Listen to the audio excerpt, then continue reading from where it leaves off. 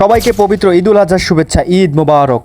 যেহেতু আজকে ঈদের দিন আমি সকাল সকাল উঠে গোসল করে নেই প্রথমে, যাই হোক, ব্রাশ করে নিই, পরে ব্রাশ করে নেই। তো তারপর হচ্ছে রান্নাঘরে গিয়ে নাস্তা কমপ্লিট করে আমি রওনা দিতেছিলাম নামাজে যাওয়ার উদ্দেশ্যে। কিছুক্ষণের মধ্যে আমার ভাই চলে আসে, ওকে সাথে নিয়ে আমার ভাইয়া এবং আর একটা চাচা সহ যাইতেছিলাম। যাই হোক, এভাবে করে গুটি গুটি পায়ে হাঁটতে হাঁটতে খুব শীঘ্রই হচ্ছে পৌঁছে যাই। ভাই পৌঁছাবো না কেন বলেন?